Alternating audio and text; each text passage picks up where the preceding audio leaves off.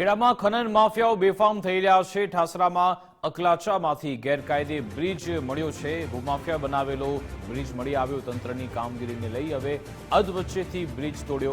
કેટલા સમય પહેલા બ્રિજ તોડ્યો તેને લઈ એક સવાલ છે।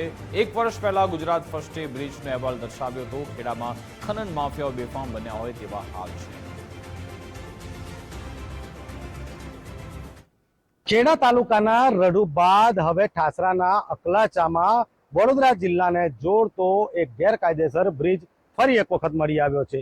1 વર્ષ પહેલા ગુજરાત ફર્સ્ટ દ્વારા જ આ અહેવાલ પ્રસારિત કરવામાં આવ્યો હતો કે આ જે ગેરકાયદેસર બ્રિજ છે તે ખેડા અને વડોદરા જિલ્લાને જોડતો દેખવા મળી રહ્યો છે। ત્યારે અત્યારે દ્રશ્યમાં બતાવવા માંગીશ કે જે આ ગેરકાયદેસર બ્રિજ છે તે સામે છેડેથી ઠાસરા તરફ જોડતો દેખવામાં આવી રહ્યો છે। પરંતુ ક્યાંક ને ક્યાંક જે બેફામ બનેલા ભૂમાફિયાઓએ હવે રડુમાં થયેલા તંત્રની કામગીરીને લઈને જાણે કે ચેતી ગયા હોય તે રીતના દ્રશ્યો દેખવા મળે છે। કારણ કે વચ્ચેથી આ બ્રિજ તૂટેલી હાલતમાં દેખાઈ આવે છે। કારણ કે આ જે બ્રિજ તોડી પાડવામાં આવ્યો છે તેના કારણે વાહન વ્યવહાર છે તે બંને તરફનો બંધ હાલતમાં દેખી આવે છે। પરંતુ જે નાના મોટા જે વ્હીકલો છે જે અહીંયા આગળ બાધા માનતા માટે આવે છે એક તરફ એટલે કે ઠાસરા બાજુથી ઠાસરા તરફ અને વડોદરા બાજુથી વડોદરા તરફ એટલો વાહન વ્યવહાર ચાલુ છે। પરંતુ બંને જિલ્લાને જોડતો રસ્તો વચ્ચેથી બંધ થવાના કારણે અત્યારે તો જે આ બ્રિજ છે તેની આવર જવર ઉપર ખાસી અસર થઈ છે। પરંતુ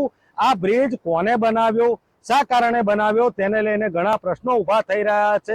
ગેરકાયદેસર બ્રિજ ખનન માફિયાઓ દ્વારા ઉભો તો કરવામાં આવ્યો પણ તોડી કોને પાડવામાં આવ્યો અને કેટલા સમય પહેલા તોડી પાડ્યો, સમગ્ર બાબતે હવે ખાણ ખનીજ વિભાગ અને તંત્ર દ્વારા કેવી કામગીરી કરવામાં આવે છે તે જોવું રહ્યું। સંદીપ રાજપૂત, ગુજરાત ફર્સ્ટ, ઠાસરા।